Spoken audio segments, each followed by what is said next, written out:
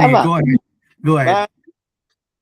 Naghubad ako ng jacket kasi nag-usap tayo about gano'ng kainit dito. Mag-wonder to mga kaibigan ko. Jacket magod ka. Pero gusto ko lang sanang yung mga listener, gusto kong tapatan yung kagwapuan kasi ni Jong, oh. Pero may karapatan siya doon eh. Malamig doon eh. May snow pa ata eh. Sinubad ko na. Hindi naman nag-snow, pero lumamig ulit. Total good vibes tayo rito, di ba? Yes, And we yes. are considering a subject that may be sensitive, no? Now, but I felt na you love that friend of yours. You love him. Oh, yes, yes. Yan ang naramdaman ko by the way you describe to me your friend, no? Mahal mo siya, di ba? Yes. Yan ang na-feel ko sa'yo. Ang sa akin, sa pagkakaano ko ba, nabasa ko na yung description ng isang atheist, hindi siya naniniwala sa existence ng Diyos. Eh. Yes. If you're an atheist. So, doon tayo muna sa kung yun ang kinikilingan ng, not necessarily your friend, but those who are to be atheists. They do not believe in the existence of. Well, for some reason, they have made that conclusion. I do not know kung ano yung mga reasons kung bakit ganun ang conclusion nila. Pero ako, yung limited knowledge ko, first, because I am not that intelligent, first and foremost, I cannot prove, my intelligence cannot prove that there is no God. Yes. Yun nga naging ano ko sa kanya eh. Wala na bang yung longing for something higher ba? Parang it doesn't have to be pero yung longing mo to higher beings ba? Parang ganun ba? Yan ang gusto kong Right. Hindi, yung intellectual capacity ko, I don't have the capacity to prove that there is no God. Maybe some atheists, because of their intellectual capacity and knowledge, they were able to prove na walang Diyos dahil sa katalinuhan nila. Siguro blessing in disguise yung hindi ako matalino kasi hindi ko ma-prove na walang Diyos. Now, I don't know kung meron silang common denominator, pero it's more like secularism ba? Yung bang they're more into sciences than faith, no? Faith-based. So, science-based sila, meaning to see is to believe, and it has to be evidence or, explicit evidence na nakikita nila for them to say na there is God. Pero I will use, in this discussion, I will use a number of people who are very intelligent, yet they believe that there is God. One is Neil Armstrong, astronaut, di ba? Yes. Si Neil Armstrong, hindi ka naman magiging astronaut kung hindi ka matalino eh. Di ba? Si Neil Armstrong, siya first naka-step on moon, di ba? Siya ata, di ba? Sila na batch, hindi ko lang alam kung siya ba or yung isa niya kasama si ano bang pangalan nun? Meron akong napanood na documentary about Neil Armstrong. And ang sabi niya na when they were in that expanse of nothingness, kunuhay, yung sa ano ba, ka-float sila sa ano ba, sabi niya lalo akong naniwala na may Diyos. Kasi parang hindi ko maarok na itong mga bagay na ito walang naglikha. So, coming from that, but they say it's a conspiracy theory no? Yung first landing on the moon. Pero I would like to believe, kasi si Neil Armstrong, medyo naman credibility niya, taas. So, pinanghahawakan ko, by faith, na talaga nakaland sila sa moon. But, yun nga, yun ang Yun ang first si Neil Armstrong, yung testimony niya. Hindi naman siya member ng church, Yes. di ba? Pero na-feel niya na na meron talagang Diyos nung nandun siya sa expanse in that Second, si C.S. Lewis. Kilala mo C.S. Lewis? Yeah, yun yung poet and Yeah. Christianity, from atheism to Christianity. Correct. Exactly. Para dun sa mga fan ng Narnia ng movie, siyang writer. Yung Yes. equivalent, kung ano ba, equivalent siya ng writer ng mga magagandang movies ngayon. Kagaya at in fact, may spiritual side yung movie na yun eh. Yung lion, di ba? Yung lion na sacrifice, nag-resurrect ulit. Si C.S. Lewis, tama ka, from being an atheist, 15 years old, naging atheist siya eh. Tapos all throughout, naging intellectual, person, di ba? Yes. Writer, teacher, tapos talagang yung talagang yung mga associate niya, colleagues niya, talagang matatalino. No, kaibigan niya ata si Albert, the same circle siya, Albert Einstein, sino pa yun? Si Tolkien, yung writer ng Lord of the Rings. Yes. Ayan. Yung journey niya, nagkaroon siya ng mga discussions with both atheists and Christians. Kaya yung sa libro niya, yung Mere Christianity, di ba? Oo. Ganda nun eh, di ba? Yes. So, both, at saka si C.S. Lewis, I think, is the most quoted writer na hindi member ng church na kino-quote ng mga prophet, Yes. ng mga apostles. Lagi, C.S. Lewis, he's not a member, he's not an apostle, but the apostle our modern day apostles are quoting him. Ngayon, sabi niya, sa journey niya from atheism to Christianity, napansin niya na yung mga writers at nakakausap niya na does not believe in God has shallow views at walang impact para sa kanya. Yung mga association sa kanya. Pero yung mga writers at friends niya na may belief in God, mas malalim at saka mas meaningful yung mga sinulat at may mga sinasabi. Yan ang sabi niya. Now, in the end, ang belief niya talaga na-develop to Christianity. Hindi yung parang lang. Ang ngayon, doon din siya bumalik sa nature. Sabi niya, parang may creator to, hindi pwedeng wala. So, Diyos. Hindi niya nga, nung doon nga sa atheist niya, bakit sa sacrifice si Jesus Christ, masisave tayo? Diba? So, later on, naging Christian siya talaga, di ba? Bumalik siya pagka-Kristyano. Oo. Tapos 15 years old siyang atheist, yung journey na yon ang tagal. Matalino to. Di ba? Matalino talaga to si C.S. Lewis. So ako ngayon, dun ako. And then, yung testimony ko sa Book of Mormon na coming from God, not from any source. Kasi sa Alma 30, minention mo nga yung Korihor, di ba? Yes. Sa Alma 30, it's Antichrist eh. Mm-hmm. Di ba? Yun din ginamit ni na yung motions ng planet, yung creation, parang ginawa ng Diyos yan.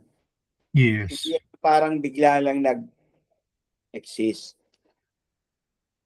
Now, if believing in God makes me a better person, believing in Jesus Christ makes me a better person, then I would rather be a believer than an ATS. Diba? Yes. So, ang ano ko lang yung, pero, if I am talking to, I will be I'm parang open ako to talk to an ATS and, discuss matters about religion or spirituality. Pero Jong, ito kwento na. Alam mo naman, hindi ko magkwento eh. Nung high school kami, yung teacher ko sa religion, sinet up kami for a debate. Ang valedictorian namin, kaibigan ko, best friend ko, engineer na ngayon eh. Naging partner ko sa debate, kaming dalawa. Yung salutatorian, babae, kalaban namin. Tsaka may partner din siya. Ang amin, walang Diyos. Yung sa mga babae, merong Diyos. Nagdebate kami in front of the class. Nag-debate kami, pinag-aralan namin yung mga arguments na Darwinian theory, mga ganun ba? The theory of evolution, di ba? Yun ang argument namin.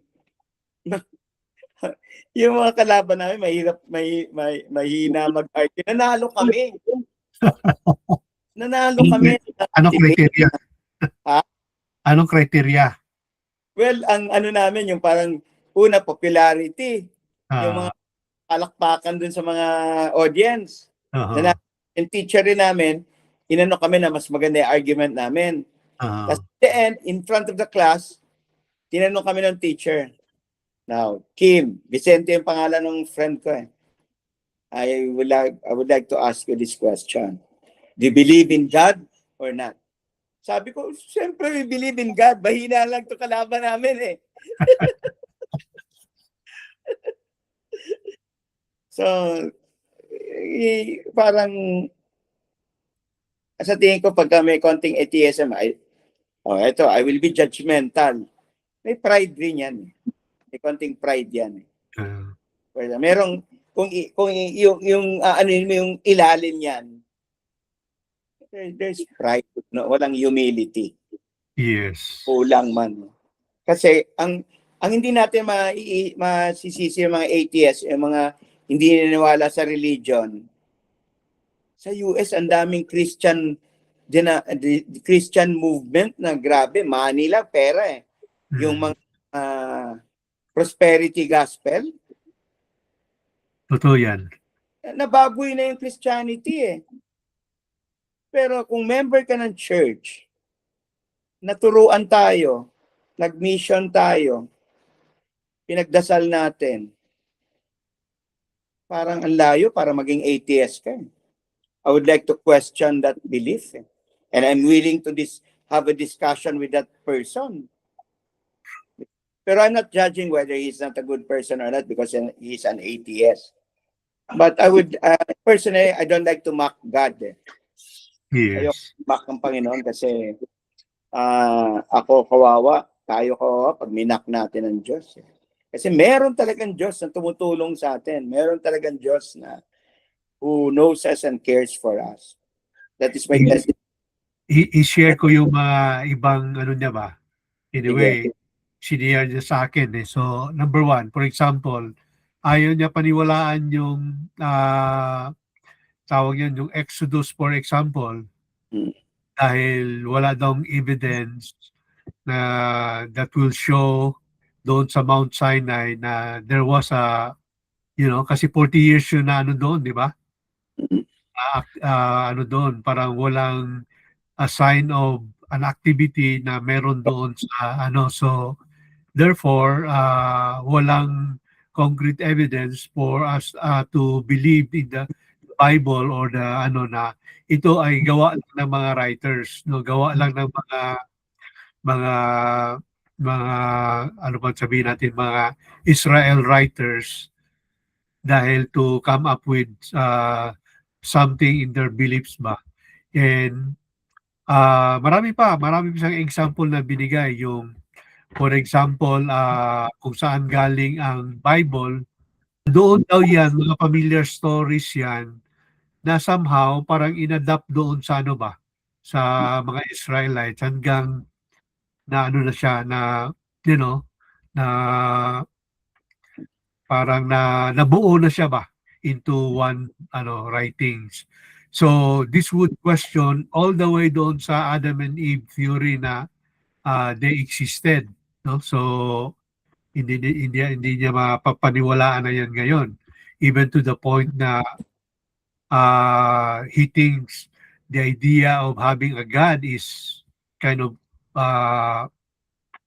siguro parang foolishness, no? Or parang katang-isip lang ng tao ba? Parang ganun. And so many other things na in terms of mga DNA test ng mga ano natin, mga, mga proving ano ba, ng mga science based na it has to be founded or yung bang meron talagang ebidensya, no, for you to say na pag hindi na kaya, parang pinapalabas na lang natin na faith na lang ang sunod nating parang defense mechanism natin ba, parang ganun. Right. Ang ano ko diyan, like yung talking about Exodus, meron din ako nabasang book diyan na explaining na, like for example, yung pag-receive ng water, di ba? Yung book na binasa ko, merong mga explanation. Yung quail, no? Merong explanation din dun sa kung saan nangyari yan. Pero hindi mo rin maalis na God made the timing. Like for example, it's summer today, di ba? Summer. Tapos biglang umulan. Yes. So, ang belief ko dyan, God pa rin ang nag-will na umulan. He is a creator. Pero, so ganun din, kunya may scientific explanation, ang nag-conduct pa rin kung para mangyayari yan, Diyos pa rin. Balik pa rin ako sa Diyos. Hindi yung parang by accident lang na Yung ano naman, yung kaya nga yung kung gagamitin natin yung intelligence natin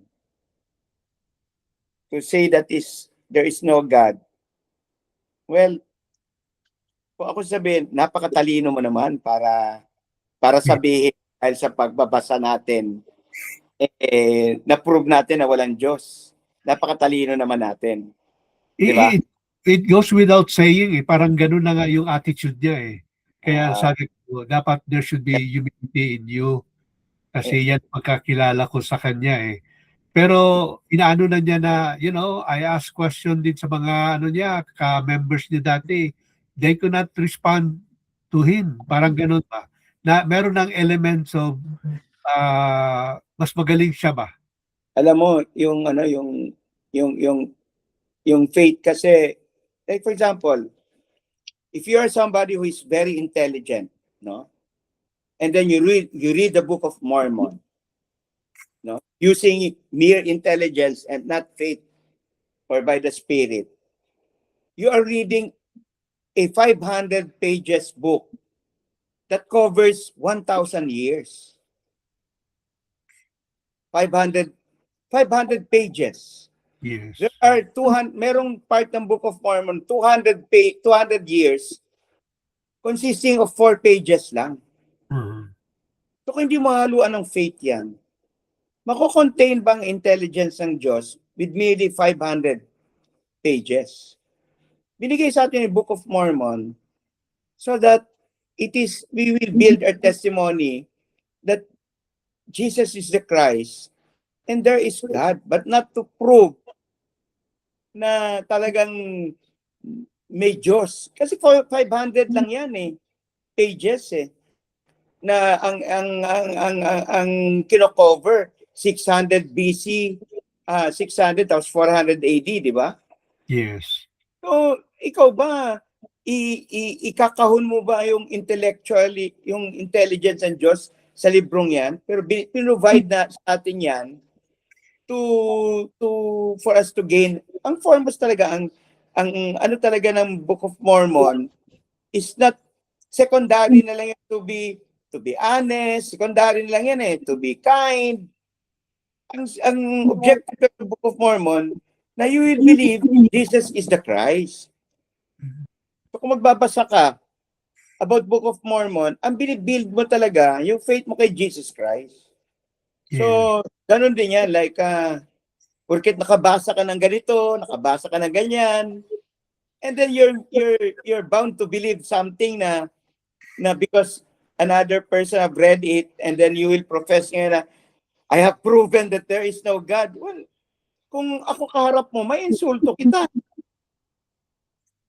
Di ba? Yes. Ang ano nga, ang ano niyan, Jong, yung ano talaga, like for example, kukwentuhan kita, sa stake namin, long time ago, I was a young, I was a young, ano nun, hindi ko alam kung bishop na ako. Sa ibang ward, excited sila kasi merong naging member na scientist. Naka-invento siya ng parang fertilizer. Very intelligent. Naging member. Tapos lahat excited kasi talagang intelligent the way he speaks. Talaga ano, tapos mo talagang naging member siya in spite of his intelligence. Ito na, pinag-bless siya ng sacrament. Kinorek siya. Pinaulit. Na-offend siya. Na-offend siya. Naging inactive. You know what? Nung kinakausap siya, sabi niya, biruin mo, talino ko. Kahiya ako sa mga anak ko. Kinorek ako. Walang humility. Kasi hindi pride yan. Pride yan, di ba? So, ang isang requirement to become a member of the church is humility talaga. Nasa Doctrine Conference 20 verse 37 yan. Nasa 2 Nephi 31 yan, na si Jesus Christ nagpabinyag. Na ang first requirement is humility. Now, if somebody has gone away, has fallen away because of humility lang yan, bottom line. Yeah. Or covering up something na ano, yung may i-cover na parang nira-rationalize yung hindi na kayang gawin eh. Diba? Like, yung sa mga hindi nga nagiging member ng church, hindi dahil hindi sila naniniwala na totoo pa, yung hindi na naniniwala. Dahil alam nila na hindi nila kayang gawin yung dapat gawin when you are in covenant na. Marami sila is-sacrifice. So, ang mahirap kasi diyan dahil mo, I hope he finds parang more reading on praying, more reading, pondering on praying rather than dwelling on things na shallow and immaterial. Ang nakakaano kasi diyan is yung idea ba na kasi both Bible and Book of Mormon, yung faith natin, wala na sa ano yan sa kanya sa realm ng ano niya ng pag-aaral niya kasi doon na siya talaga naka-base sa sa internet o whatever things na makuha niya sa internet, doon na lang talaga yung ano niya ba. Yun nga ang inaano ko sana na okay man sana yan. You go on with that and then let faith, be your anchor, no? Be your stabilizing ano mo. Pero to the point na he abandoned already, our basic belief on God, the scriptures, the church, and everything that we have in the church. So, ang question ko sana ngayon o gusto kong i-insert sa discussion natin is yung paano natin makuha yung truth. What is truth, di ba? Yan yung question dyan What is truth? Merong paraan, tama yung isang paraan mo through science, no? You can get a body of knowledge out of that, no, by doing experimentation and everything. But that's not the only thing for you to know the truth. There are other ways. Isang ano lang yan, isang aspect lang yan. Kung sa naalala mo yung talk ni ni President Uchtdorf noon, tungkol doon sa elepante, na yung mga bulag, kanya-kanya silang hawak. Right. And then sabi nila, hindi, ang elepante is a tusk, no? O yung matigas siya. The other one, yung naghawak doon sa paa, no, it's a, ano siya, it's a big mass na, ano, malaki, ganun. Ang isa na hawak, no, it's like a rope, parang tali daw. So each one of them, with their limited understanding of the whole picture or the whole, ano, ganun lang ang ano nila. Same thing with the human minds and human intellect. Isang aspect lang yung ano, yung science. Marami naman tayong mga members sa church na mga scientists, and yet they believe in God, or they have this ano nila. Dahil they understood or they understand na that's only one aspect, and you have another thing for you to learn is for you to read the scriptures, and you will learn something through the sa yung Moroni 10, no, na yung read the scriptures, ponder things about it, and then the Spirit will be the one to tell you that it's truth. That's another thing. We also have other ways, like listening to our prophets and apostles. If they have a collective teaching of one aspect na pare-pareho, and then there was one general authority or isang apostle kaya or ano na medyo hindi sang-ayon sa kadalasan ng mga nagsasalita, then he will be, for now, he will be, doon tayo sa collective, combined knowledge or ano ng mga apostles and prophets. That's another thing. That's another way of knowing the truth. Ano pa? Ano pang mga other ways? Probably there are dreams and visions, no? People will receive that. It's not only the prophet, even ordinary people. They will come to know the truth of all things by having studied it by himself, and Yung Joseph the Dreamer, di ba?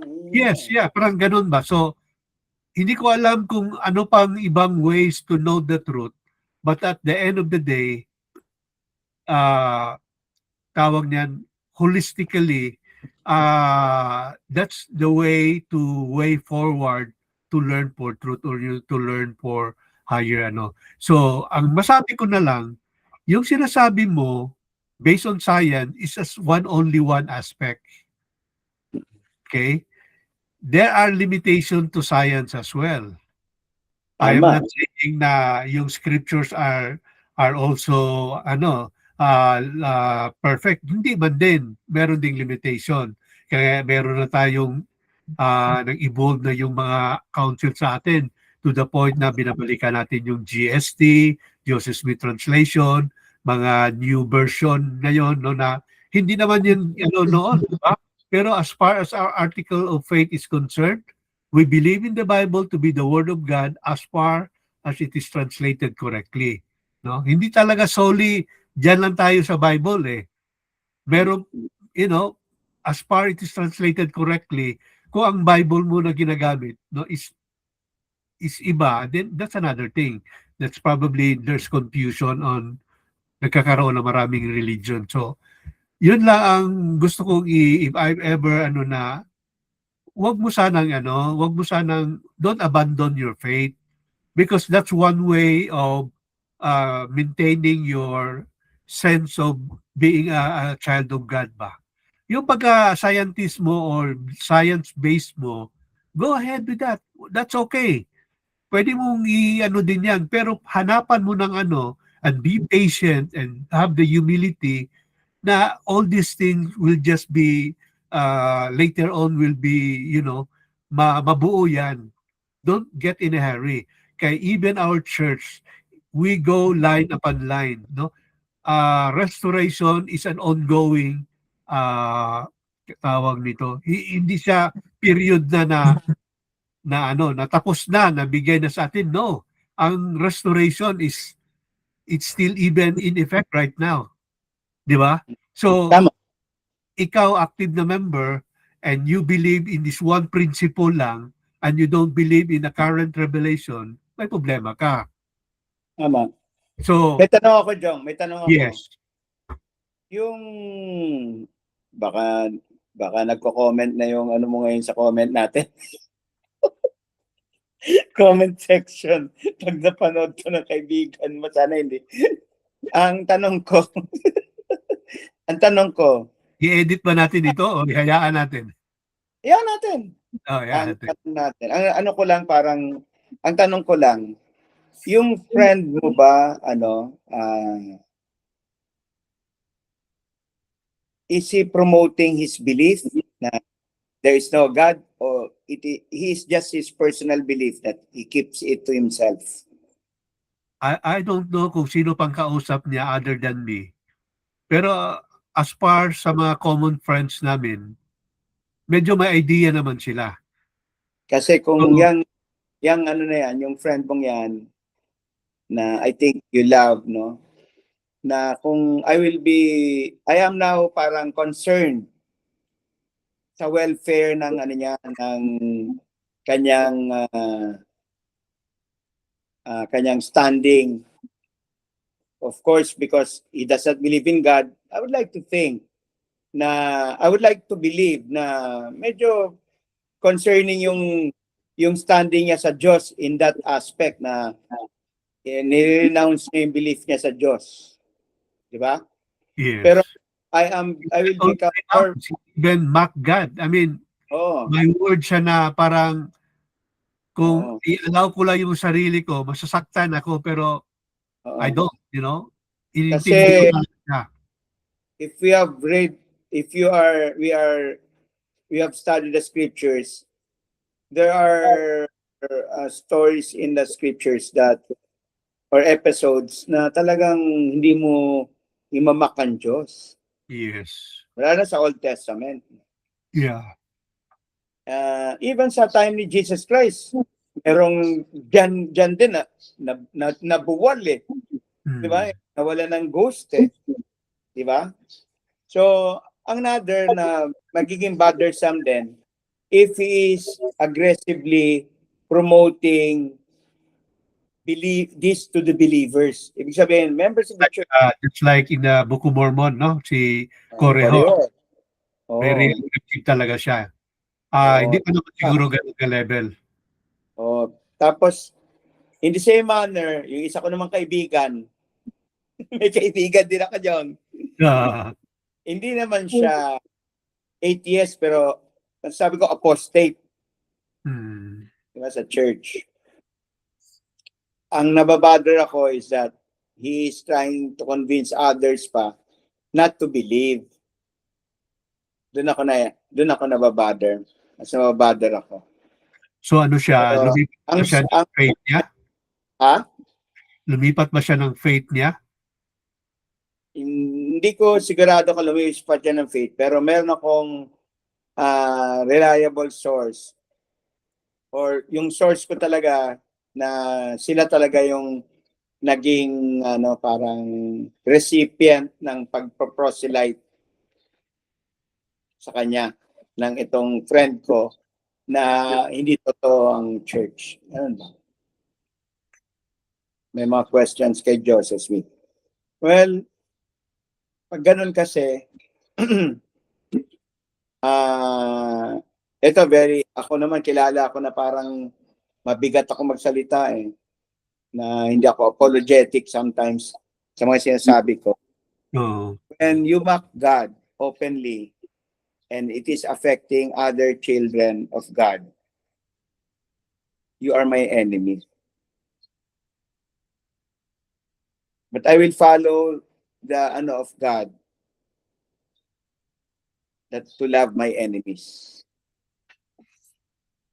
Nung sinabi niya ng Panginoon na walang hindi niya naman sinabing not to have enemies eh, but to love our enemies.